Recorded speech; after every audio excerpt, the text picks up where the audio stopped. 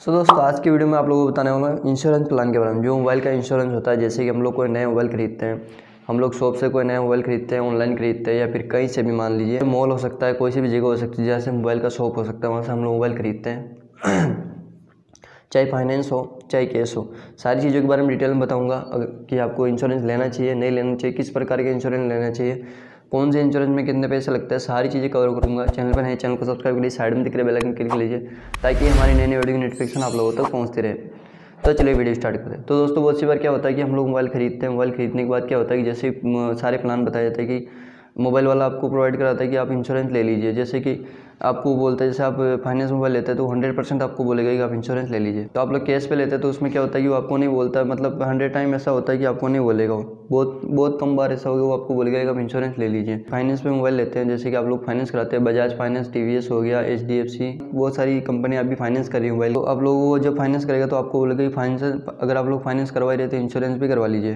क्या पता मोबाइल को कब क्या हो जाए।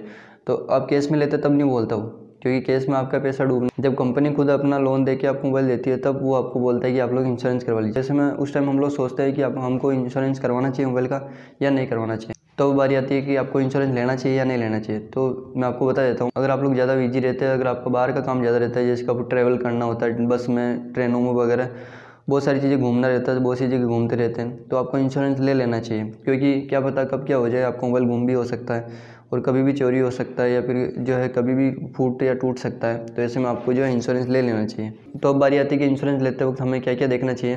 तो इंश्योरेंस क्या है कि 2-3 प्रकार के आते हैं। जैसे कि इंश्योरेंस आता है कि एक्सीडेंटल इंश्योरेंस, एक आता है लिक्विड डैमेज, एक आता है कि थेफ्ट प्रोटेक्शन, एक आता है जैसे कि, मतलब मैं आपको हिंदी में बता देता हूँ, एक आता है आपका मोबाइल टूट जाता है, ठीक है, आपका मोबाइल फूट गया गिरने से, कैसे भी XYZ कोई सी प्रॉब्लम हो सकती है, उसकी वजह से आपका मोबाइल टूट गया, आपने फोड़ के फेंक दिया, कुछ भी हो सकता है। और एक प्रॉब्लम भी आती है कि पानी गिर गया मोबाइल पे, वो होता है लिक्विड डैमेज, उसको हम हमारी भाषा में बोलते हैं लिक्विड डैमेज प्रोटेक्शन। और लास्ट का जो आता है थेफ्ट प्रोटेक्शन, जो कि सबसे इंपॉर्टेंट। तो कहने का मतलब ये है कि आप मतलब दोनों तीनों में से अगर कोई सा नहीं ले रहे, लेकिन आपको थेफ्ट प्रोटेक्शन जो है वो आपको लेना है, क्योंकि मोबाइल कभी भी चोरी हो सकता है, आपको ध्यान रखना है। क्योंकि अगर आप लोगों को घूमने का काम है या नहीं है, फिर भी आपका मोबाइल कभी भी गुम हो सकता है। इसलिए थेफ्ट प्रोटेक्शन आपकी जो है, जब भी आप इंश्योरेंस ले उसमें आप ये चीज़ चेक करा लें। इंश्योरेंस कंपनी कोई सी भी हो सकती है, उसमें जो टर्म कंडीशन है वो ये चीज़ 2-3 चीज़ें होती है।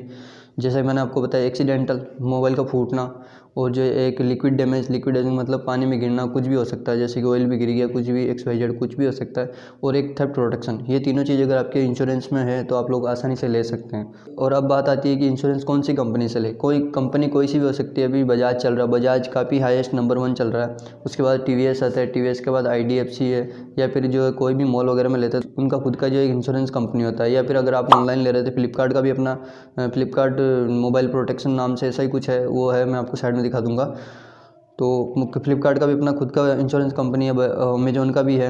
मतलब जहाँ भी आप ऑनलाइन अगर परचेज़ करें तो उनका खुद का इंश्योरेंस कंपनी है। ऐसे में कोई ज़रूरी नहीं है कि आपको मार्केट से ही इंश्योरेंस कंपनी उसमें ले, या फिर जो कोई दुकान पे है या फिर कोई ऑनलाइन अवेलेबल है उससे लें। या फिर एक बार आप ऑनलाइन भी सर्च कर सकते हैं कि बहुत सारी कंपनी आपको मिल जाएगी, तो आपको ये पता चल गया इंश्योरेंस आपको कौन सी कंपनी से लेना। आप अपनी मर्जी से कोई सी भी ले सकते हैं, लेकिन आपको ये चीज़ें देखनी है कि उसमें क्या क्या कवर हो रहा है आपका। और ये नहीं कि कल को आपका मोबाइल फूट जाए या गुम हो जाए तो आप इंश्योरेंस कंपनी को फ़ोन करो, बोलो कि यार मेरा मोबाइल गुम हो गया साहब, तो वो बोलेंगे आपकी इंश्योरेंस पॉलिसी में ये तो लिखा ही नहीं, आपका मोबाइल गुम हो जाए तो हम लोग ढूंढ के देंगे, फिर ऐसा ही कुछ है।